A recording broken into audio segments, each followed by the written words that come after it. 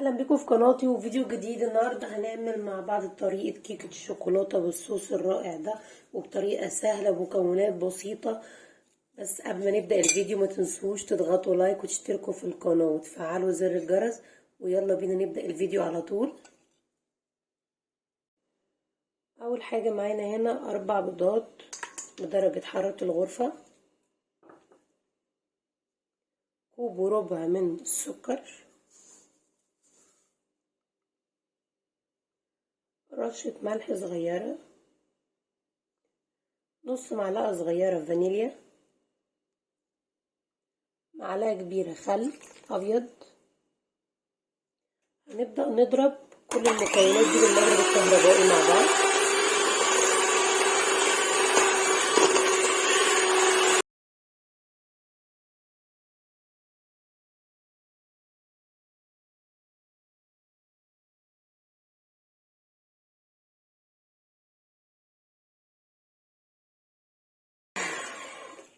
بعد ما وصلنا ان اللون بتاعها بقى ابيض والسكر داب، هبدأ ان انا احط كوباية من الحليب. الحليب ما يكونش بارد، الحليب يكون دافي، ونص كوباية من الزيت، ونبدأ نخلط المكونات تاني.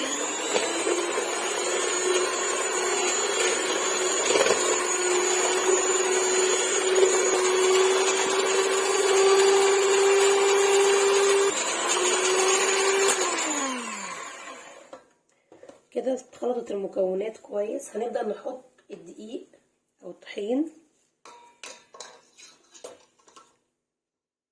معايا هنا كوب وربع من الدقيق. اهم حاجة تنخليه كويس.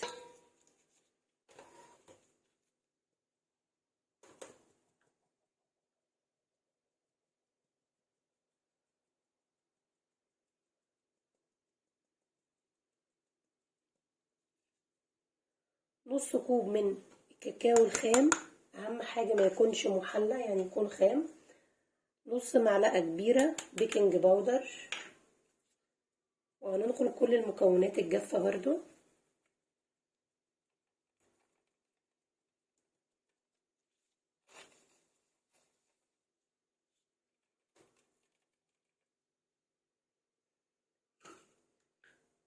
وهنبدأ نخلط المكونات بالمضرب الكهربائي.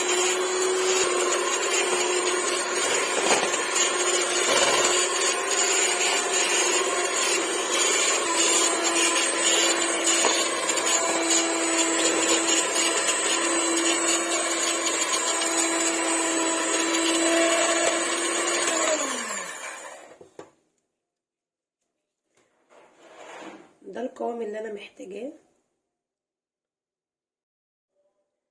معايا هنا صينية بايركس مقاس 25، وهبدأ اصب فيها الخليط بتاعي،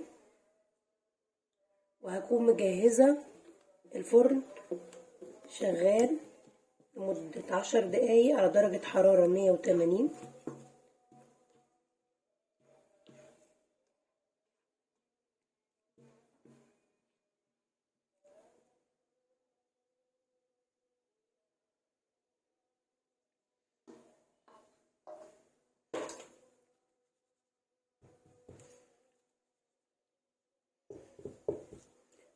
هدخل الخليط بتاعي لمدة من 30 ل 35 دقيقة على درجة حرارة 180، ونبدأ نجهز في الصوص بتاع الشوكولا. هنبدأ نجهز حاليا صوص الشوكولاتة. هيبقى معايا هنا 3 معالق من الكاكاو الخام، وزي ما احنا متفقين هندخلهم برضو.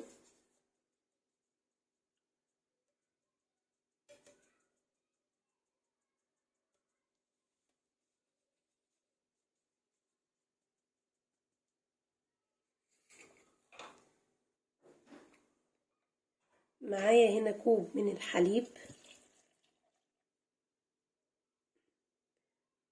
نص كوب من السكر،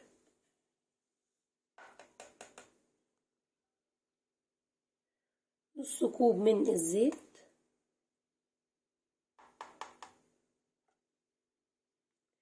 معايا هنا رشة فانيليا 1 جرام،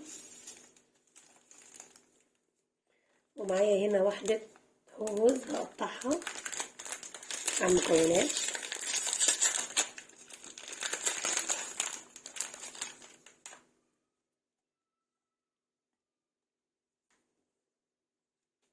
هضرب المكونات كلها مع بعض اوريها لكم.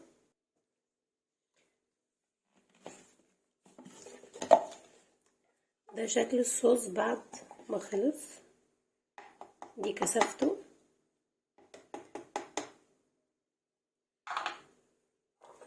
هحطه في الكوباية دي وهنحطه في التلاجة لمدة نص ساعة ونرجع تاني مع بعض.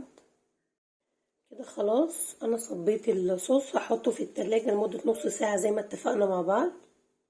شكل الكيكة بعد ما طلعت من الفرن، طبعا هنشوفها استوت ولا لا بخلة السنان او بشيش طاووق، بالعصاية بتاعت شيش طاووق، مفيهاش اي حاجة، تبقى مستوية. طبعا هنعمل فيها فتحات،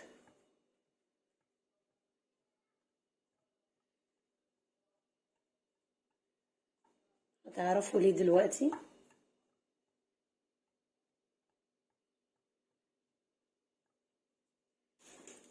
هنركنها على جنب تهدى شوية، وهنبدأ نجهز السيرب اللي هنسقيها بيه او هنشربها بيه.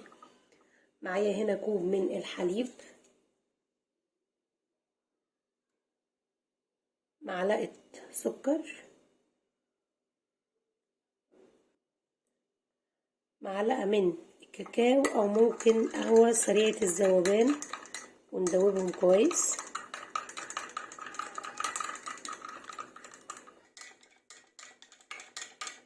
كده خلاص المكونات كلها دابت. هجيب صينية الكيكة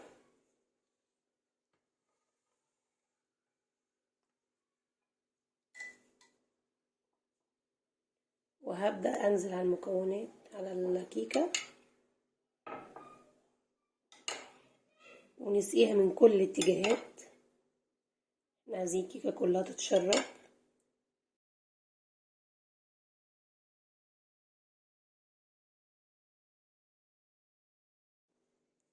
هبدأ حاليا ان انا احط الصوص على وش كيكة.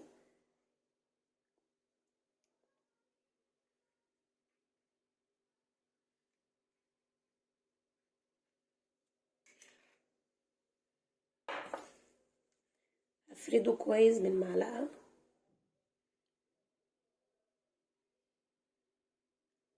هدخله التلاجة لمدة ربع ساعة او نص ساعة.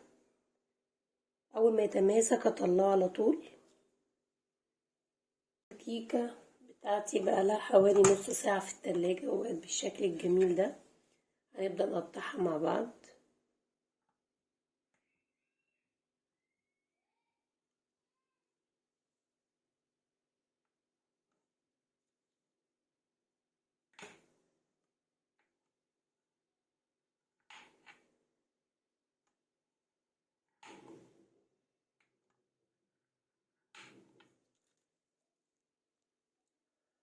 وده الشكل النهائي للكيكة اللي معانا، اسفنجية خالص زي ما انتم شايفين،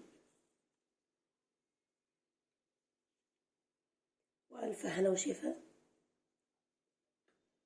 طعمها خطير ويجنن وطرية وهشة واسفنجية. اتمنى يكون الفيديو عجبكم. ما تنسوش تضغطوا لايك وتشتركوا في القناة وتفعلوا زر الجرس.